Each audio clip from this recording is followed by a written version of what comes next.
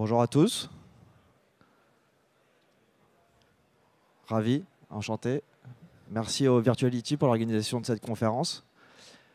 On va vous parler aujourd'hui du potentiel de la réalité mixte dans l'industrie.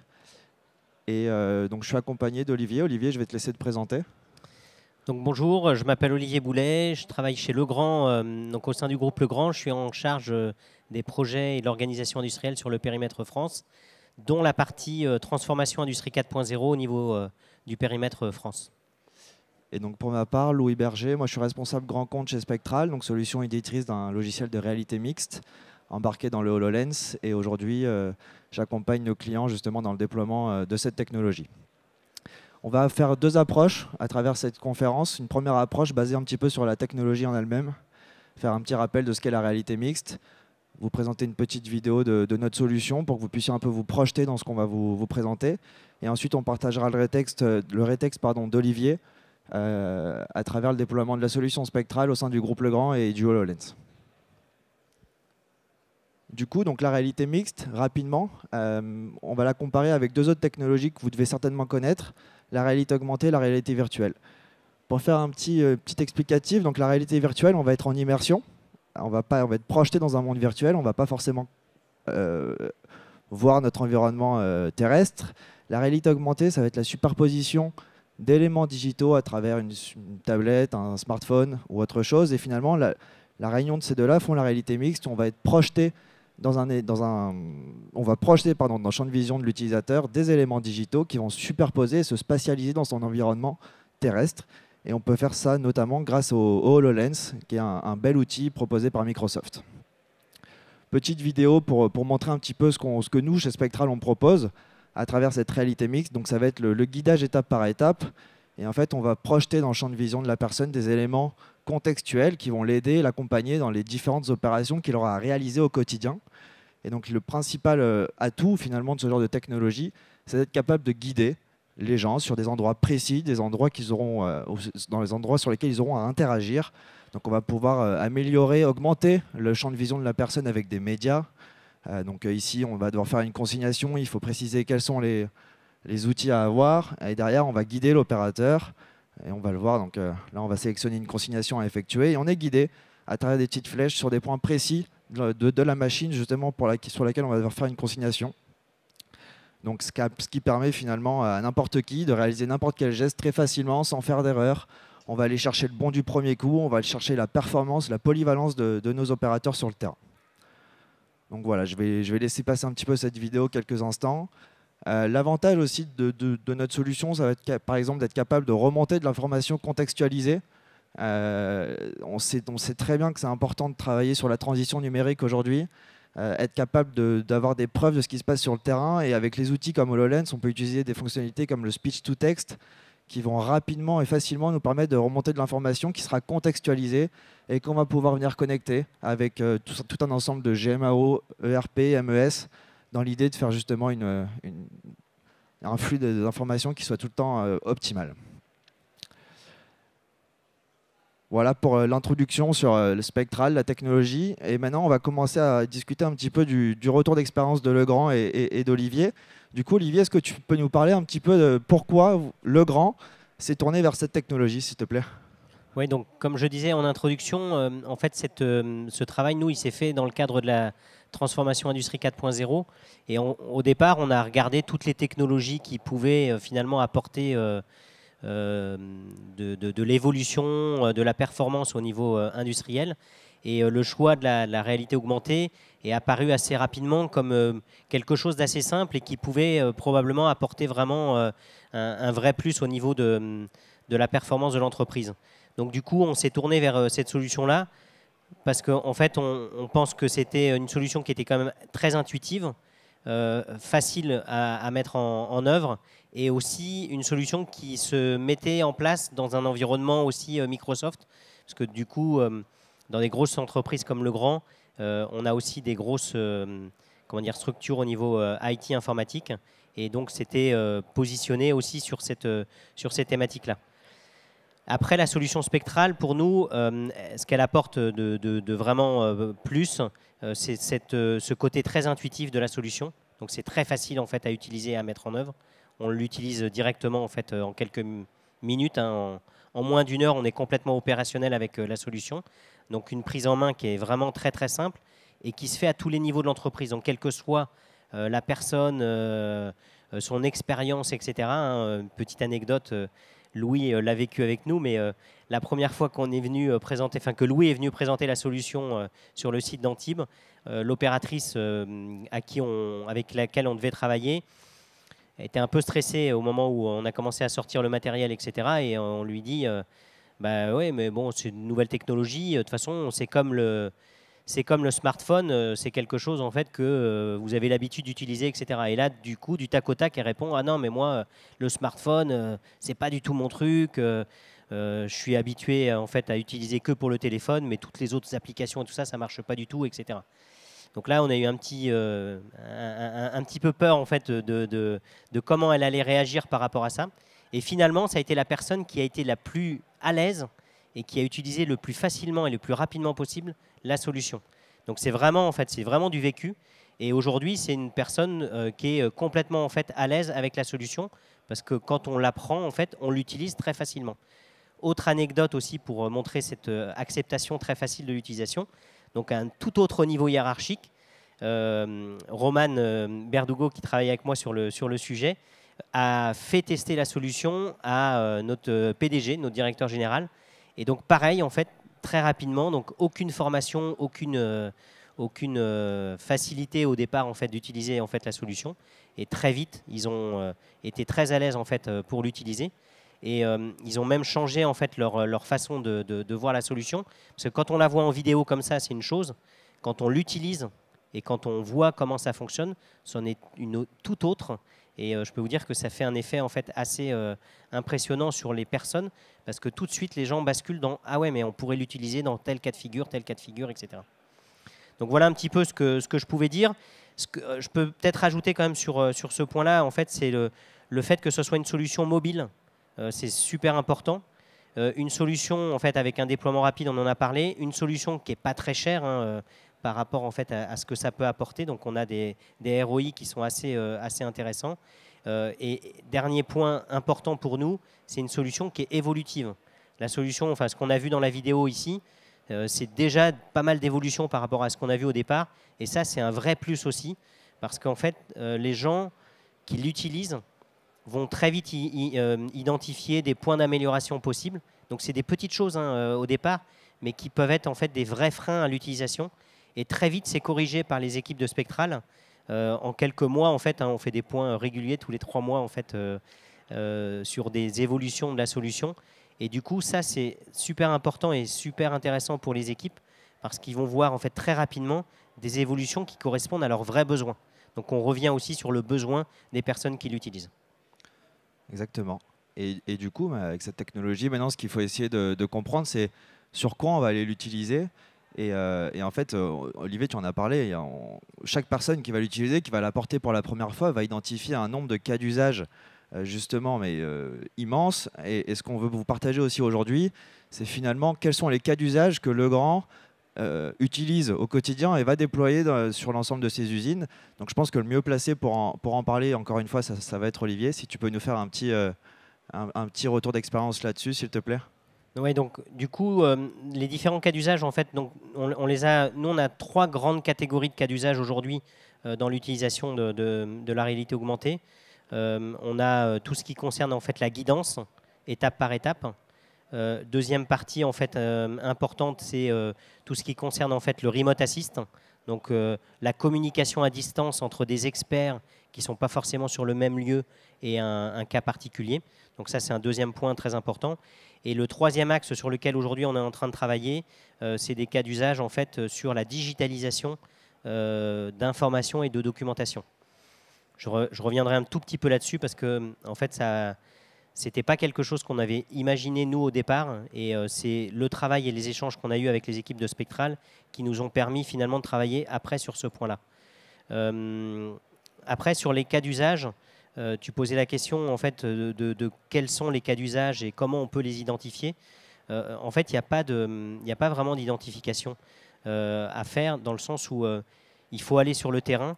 Et en fait, c'est les gens qui sont sur le terrain qui vont très vite, eux, en comprenant la technologie, en comprenant ce que ça peut apporter, identifier leur propre cas d'usage.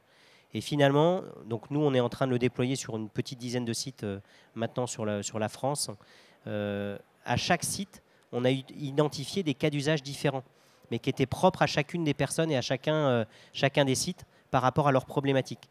Et du coup, ce n'est pas un problème. Après, on les retrouve dans les grandes catégories que j'ai données en fait, au départ. Mais ce qui est très important aussi pour l'appropriation des équipes sur le terrain, c'est finalement en fait, que ça corresponde à leurs vraies problématiques de leur quotidien en fait, aujourd'hui. Et si je peux me permettre, c'est là qu'on voit que l'adaptabilité de cette technologie et des solutions qui y sont développées permettent finalement de traiter une multitude de cas d'usage. On va passer entre deux sites différents. On va utiliser la même solution pour répondre à des problèmes, enfin des cas d'usage, mais complètement différents à la base. Donc c'est ça aussi qui est très intéressant et qui permet vraiment de faire en sorte qu'on ait une technologie qui a vraiment du gain et de l'impact au quotidien sur les équipes et sur les personnes qui vont l'utiliser. Ouais.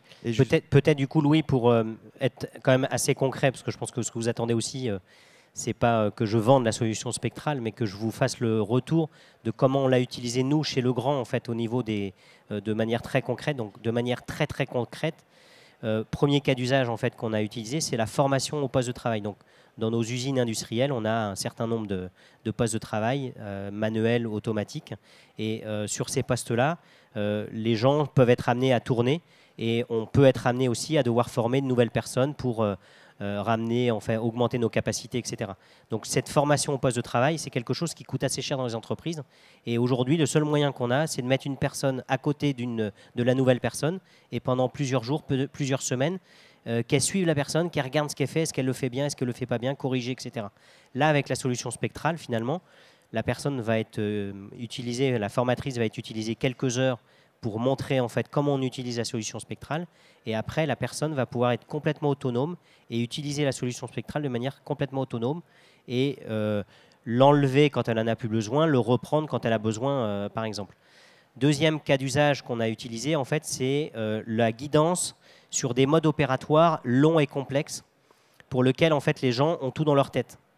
Exemple, c'est la maintenance des outillages d'injection, donc des moules, par exemple, d'injection. C'est des sous-ensembles en fait, qui sont très complexes. Et on a, par exemple, sur le site d'Antibes, une maintenance outillage qu'on doit faire toutes les semaines qui prend plus de 8 heures.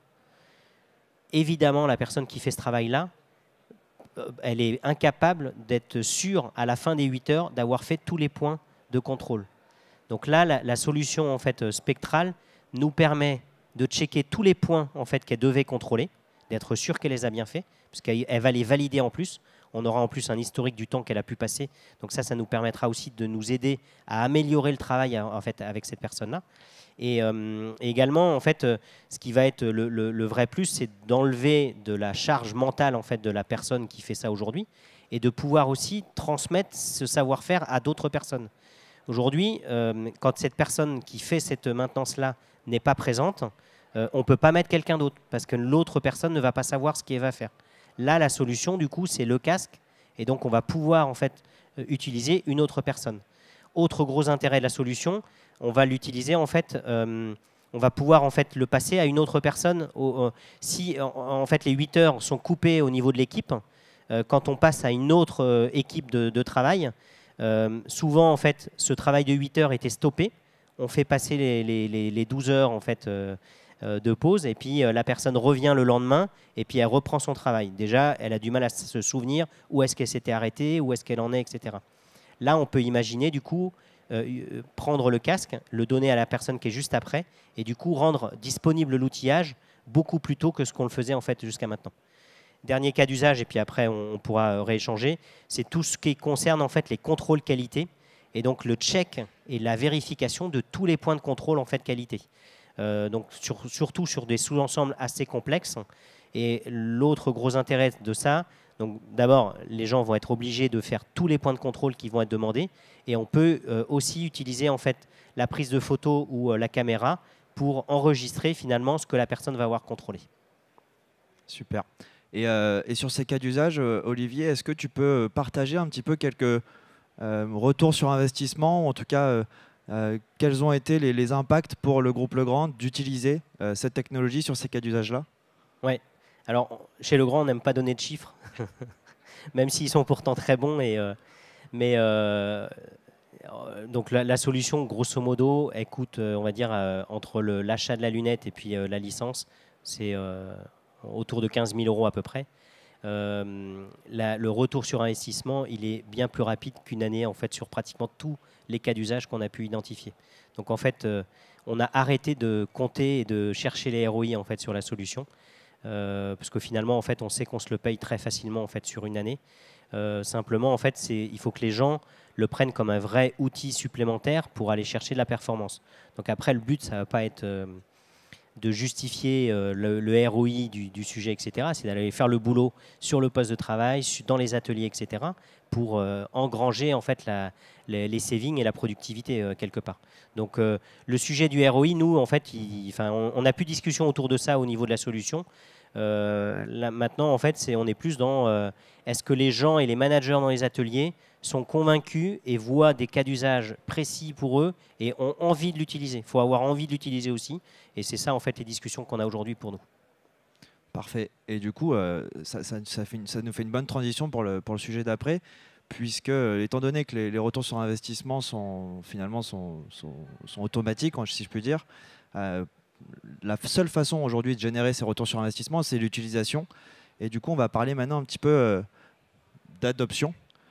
Et du coup, à travers l'adoption, il y a toujours plein de sujets. Comment on fait pour embarquer les équipes sur le terrain? Comment on fait justement pour que, au quotidien, le réflexe d'utiliser la solution, la lunette, que ce soit à travers donc, Spectral, le Remote Assist ou autre, finalement, comment on amène les équipes vers l'autonomie et vers l'utilisation au quotidien? Et justement, on a certainement des bonnes pratiques à vous partager aujourd'hui, qu'on a mis en place également chez Legrand. Olivier, est-ce que tu peux nous partager un petit peu justement ces sujets-là, s'il te plaît? Donc, je le disais tout à l'heure, il y a quand même un petit effet waouh quand on utilise la solution, qui est quand même assez impressionnant et qui marche à chaque fois. Et il ne faut vraiment pas hésiter à la tester et à la faire essayer en fait, par les gens. Et après, l'adoption, elle est très très rapide parce que, comme je disais, c'est très intuitif. Alors, nous, on challenge beaucoup les équipes de Spectral sur le sujet parce que ce qu'on veut, c'est que quelque part, en fait, la solution, elle soit utilisée comme le smartphone. 3 glissés de doigts ou 3 clics en fait, sur l'écran et on est directement là où on veut être. Donc, on a travaillé avec eux sur l'utilisation des QR codes, sur des solutions en fait, qui vont nous permettre très vite d'arriver en fait, là où on veut que la personne en fait, soit par rapport à son scénario, par rapport à l'étape ou des choses comme ça. Mais en termes d'adoption, entre guillemets, il n'y a pas de frein aujourd'hui à ça. C'est des choses en fait, qui se font vraiment très, très naturellement. On le voyait aussi tout à l'heure dans la vidéo. C'est des gestes que les gens utilisent beaucoup chez eux dans leur quotidien. Donc, ils ne sont pas perdus parce que c'est des choses qu'ils retrouvent très, très vite en fait. Et d'ailleurs, on s'est fait un petit booster day il y a le mois dernier sur le site d'Antibes. On revenait sur le sujet en fait, de faire le parallèle entre les nouvelles technologies qu'ils utilisent dans leur quotidien en dehors du travail et puis ce qu'on utilise dans l'entreprise. Et on voit qu'il y a quand même un écart important. C'est quand même dommage et malheureux parce que finalement, il y a moins de nouvelles technologies dans les industries aujourd'hui que dans notre quotidien. Et donc, du coup, on retrouve en fait les codes de ce que les gens ont l'habitude d'utiliser dans leur quotidien au niveau des nouvelles technologies par rapport aux clics doigts, aux images en fait, qu'on fait glisser, etc. Donc, voilà, c'est des choses en fait, qui sont très faciles à comprendre. Et c'est d'ailleurs comme ça que l'outil HoloLens a été conçu. Ça doit être quelque chose d'intuitif, qui doit être facile à prendre pour la ligne le first line worker, les gens sur le terrain. Et finalement, c'est très rapide de prendre en main, d'adopter ce genre d'outils. On a identifié aussi beaucoup de bonnes pratiques, justement pour faciliter l'adoption. Premier élément, c'est déjà de communiquer des valeurs ajoutées à l'utiliser pour les gens sur le terrain. C'est très important. Si eux-mêmes ne voient pas une raison de l'utiliser, ils ne vont pas forcément l'utiliser. Et c'est le travail qu'on fait au quotidien dans la recherche de cas d'usage, dans la compréhension des problématiques, dans la compréhension des besoins. Et c'est grâce à cette compréhension des besoins qu'on arrive aujourd'hui à faire en sorte que, au quotidien, ce genre de technologie, ce genre de solutions peuvent être utilisées. Autre option qui est possible, c'est d'utiliser un petit peu l'exemplarité. On a de plus en plus de cas d'usage, on n'en a pas forcément parlé pour le moment, mais qui sont des cas d'usage réalisés par les équipes de managers. On va avoir des Gemba Walk qui vont être réalisés pour aller simplement vérifier tous les extincteurs d'un site industriel. On va avoir des tournées terrain pour vérifier des enjeux de qualité sur l'organisation, etc., etc. ces cas d'usage-là vont être réalisés par les équipes managériales. Et finalement, quand l'opérateur va voir son manager direct utiliser l'HoloLens, il va se dire bah, tiens, pourquoi pas moi. Donc c'est aussi ça qui va permettre de pousser, qui va permettre de faciliter l'adoption et l'adhésion de la solution et du HoloLens sur le terrain. Et c'est une bonne approche, on pense également, pour faciliter tout ça. Quelque chose à ajouter ou pas, Olivier? Non, non, l'adoption, encore une fois, c'est vraiment pas un problème. Petite anecdote sur le sujet, on a un responsable du site d'Antibes qui, après 20 ans de responsabilité sur le site, a été capable de monter tout seul le produit le plus complexe de son site, grâce à cette solution finalement de réalité augmentée. Alors on pourrait prendre ça comme étant surprenant, mais c'est vrai que jusqu'à maintenant, en fait, il n'y avait pas vraiment de moyen en fait, de permettre de mettre en fait, le savoir-faire des opérateurs en fait, du terrain directement en fait, utilisable et réalisable en fait, par quelqu'un d'autre. Donc voilà, du coup, en fait, tous les gens qui l'utilisent très vite peuvent l'utiliser facilement et se rendre compte de ce que ça peut leur apporter en fait, au niveau de leur travail, quoi. Parfait. On va passer maintenant maintenant qu'on a vu un petit peu tout ce qui était justement cas d'usage, retour sur investissement et finalement comment on amène les gens à l'utiliser au quotidien. Il faut se poser la question de, donc c'est bien, on a fait beaucoup de choses aujourd'hui. Qu'est-ce que ça va donner demain? Vers quoi on veut aller? Et je pense qu'aujourd'hui, le groupe Legrand est en train de dessiner un petit peu sa vision de ce sujet-là. Est-ce qu'Olivier, tu as des éléments là-dessus à nous partager? Oui, donc par rapport à la vision en fait, qu'on a sur l'utilisation, donc plusieurs axes par rapport à ça. Premièrement, par rapport à un site, nous on estime aujourd'hui que sur un site industriel, assez facilement on pourrait avoir 2, 3, jusqu'à 5 paires de lunettes facilement en fait, mises à disposition dans les ateliers et utilisables comme ça dans pas mal de secteurs. Ça c'est quelque chose qui est important. Ensuite, nous, on a un axe de développement aussi sur l'utilisation dans plusieurs sites et dans tous les sites au final. Donc aujourd'hui, on est en train de le déployer sur une dizaine de sites sur la France. On est en train de le présenter aussi sur des sites à l'étranger et on va aussi le déployer sur des sites en fait assez lointains par rapport à ça. Donc ça, c'est aussi quelque chose qui est important. Puis après, on a l'axe en fait sur les fonctionnalités. Ce que je disais en introduction, on a des catégories d'utilisation. Donc il y a la guidance, qui est une première partie. On a la partie remote assist, qui est un deuxième axe, alors qui est pas la solution spectrale, mais qui est liée aux lunettes. Donc le remote assist, c'est la possibilité de communiquer avec quelqu'un à distance et d'interagir dans le champ de vision de la personne à distance. Donc ça, c'est un outil aussi qui est super intéressant et c'est un bénéfice supplémentaire d'avoir les lunettes. Donc ce serait dommage de s'en priver. Donc nous, quand on développe, quand on déploie la solution en fait sur un site, on leur demande d'acheter 3 choses: la lunette, la licence spectrale pour la guidance et la licence Remote Assist, donc qui est une extension de la licence Teams qui permet d'utiliser en fait en Remote Assist en fait la lunette. Donc ça, c'est quelque chose pour nous qui est très important. Et puis on a un dernier axe sur lequel on est en train de travailler, on n'en a pas trop parlé jusqu'à maintenant, mais qui est l'axe de digitalisation, qui est arrivé un petit peu par hasard. Comment? J'ai dit sur le tas. Ouais, qu'on n'avait pas forcément imaginé au départ. Spectral nous avait mis un petit peu la puce à l'oreille, mais on ne comprenait pas ce qu'ils nous racontaient au départ, mais c'est pas grave, on leur faisait confiance. En fait, Spectral, eux, ils ont développé leur solution au départ pour faire de la capitalisation de savoir-faire. Et quand ils nous ont dit ça au début, on ne comprenait pas, nous, le lien entre la guidance et la capitalisation de savoir-faire. Et puis, on a fait plusieurs cas d'expérience. Et notamment, on a transféré des machines d'un site de Strasbourg sur un site à côté de Limoges. Et on a voulu utiliser en fait, la solution pour transférer ces équipements-là. Alors, ça ne nous permet pas de transférer l'équipement, ça nous permet de transférer ce qu'on doit faire avec les équipements. Donc, on a utilisé, en fait, on a créé tous les scénarios pour toutes les références de production sur la solution spectrale à Strasbourg. Donc, ça nous a pris moins d'une semaine. Au passage, ça nous a permis de corriger plein d'erreurs qu'on avait dans notre documentation d'atelier qui n'étaient pas à jour. Parce que quand on l'a fait avec les opératrices, elles nous disaient non, mais là c'est écrit ça, mais en fait, il ne faut pas faire ça, il faut faire comme ça, etc. Donc Ça nous a permis très vite en fait, de mettre à jour notre documentation et donc le savoir-faire des opérateurs et des opératrices sur le terrain. On a eu ça dans le système spectral. On a quotidien, dans la façon dont notre équipe produit, travaille, ils vont se concentrer sur 2 éléments essentiels. Le premier élément essentiel, c'est le temps qu'on va mettre à capitaliser des connaissances.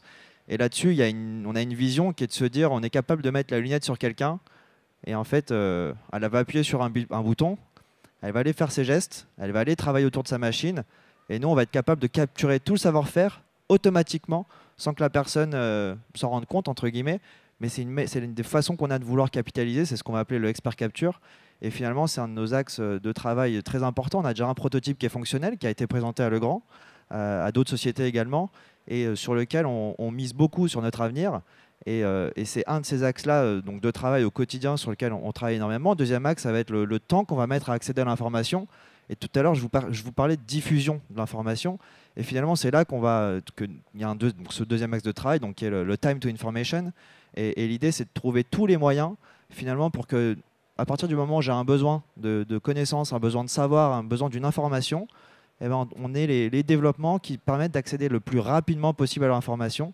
Et donc là, c'est l'utilisation des technologies HoloLens, notamment. On va parler du World Looking Tools, qui nous permet de modéliser une usine entièrement en quelques instants, diffuser des informations n'importe où, n'importe quand, sans forcément beaucoup de chargement. Donc on travaille sur ces sujets-là. Et en fait, on se rend compte que le champ des possibles, il est énorme.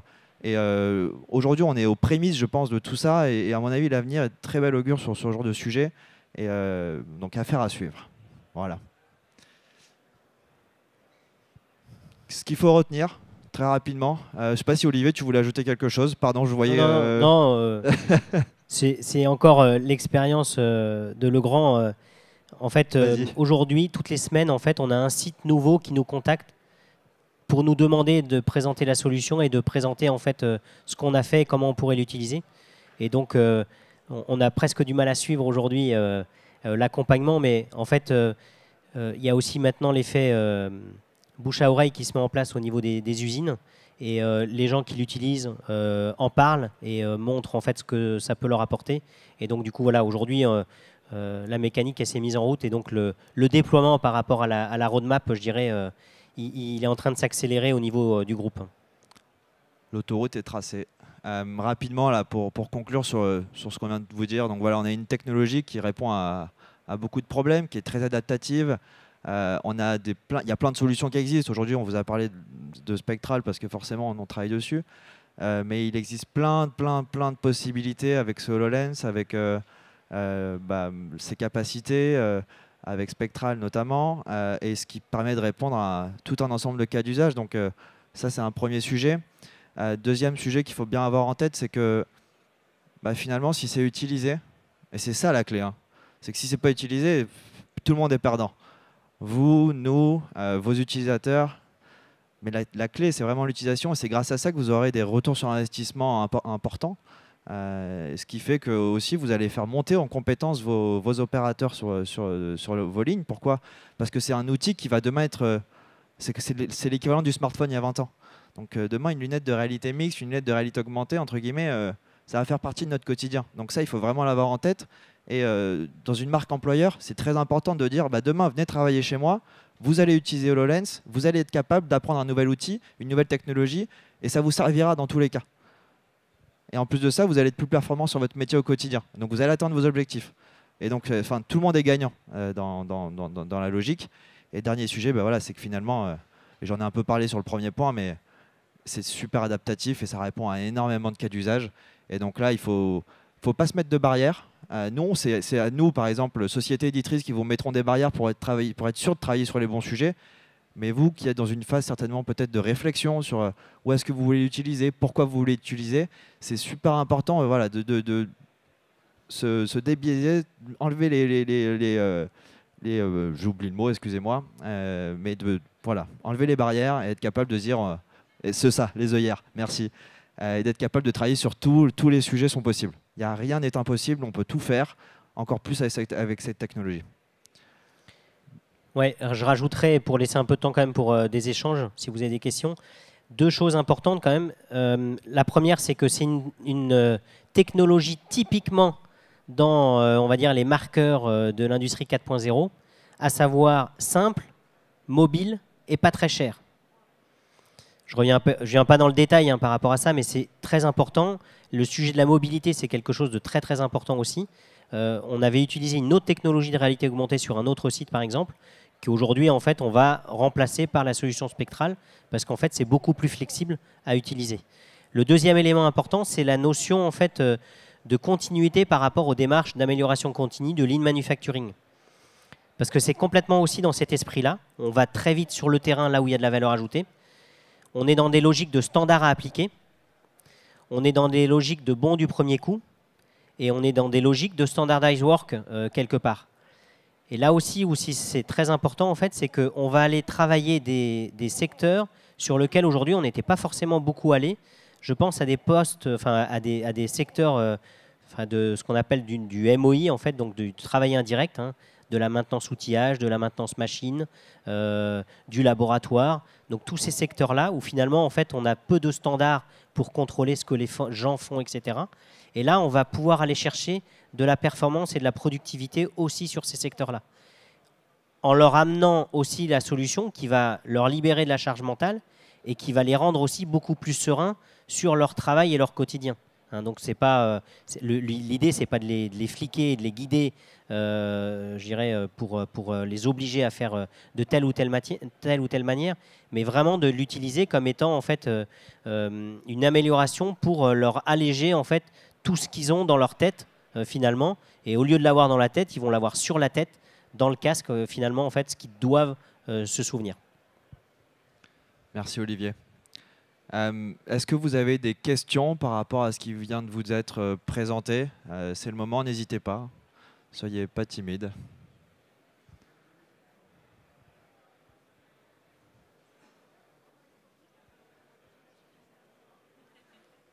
Alors, vous pouvez répéter?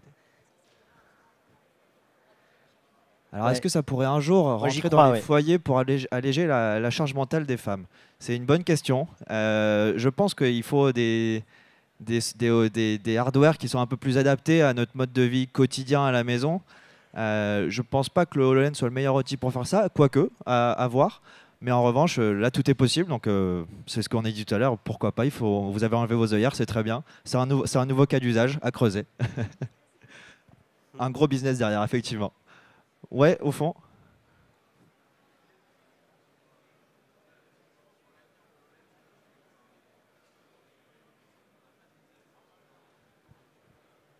Notre sentiment sur l'avenir du HoloLens, alors moi je suis assez confiant parce que quand je vois ce qui se fait ailleurs, je trouve que l'outil HoloLens c'est un des meilleurs outils aujourd'hui sur le marché entre guillemets en termes de réalité mixte.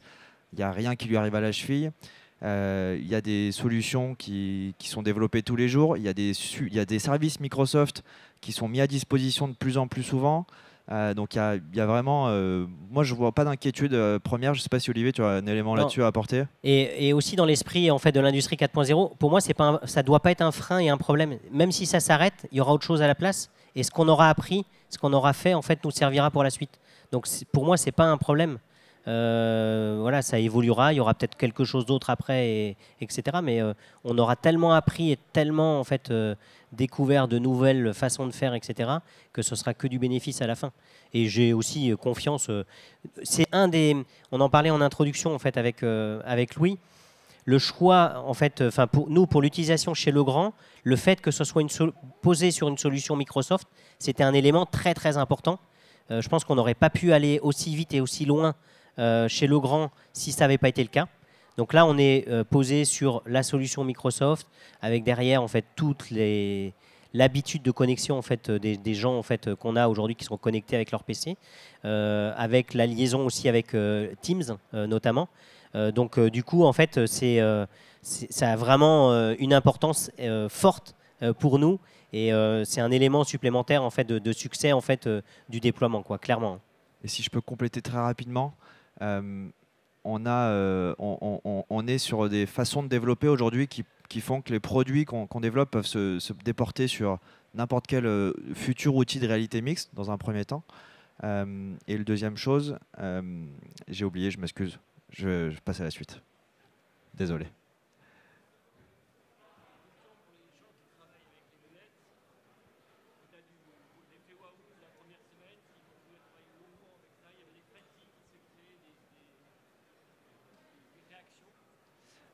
Alors, sujet de la fatigue, justement lié à l'utilisation de l'outil au quotidien, etc. Donc la première chose qu'il faut savoir, et je vais être très transparent avec vous, c'est ce que je dis à n'importe quelle personne qui cherche à utiliser l'outil.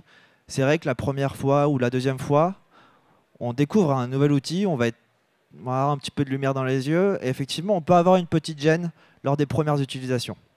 Mais il y a une accoutumance de la personne utilisatrice de l'outil qui se fait, et finalement, on va s'habituer à porter cet outil. Et je prends mon cas personnellement, je dois porter un HoloLens 2 ou 3 heures par jour sur la tête.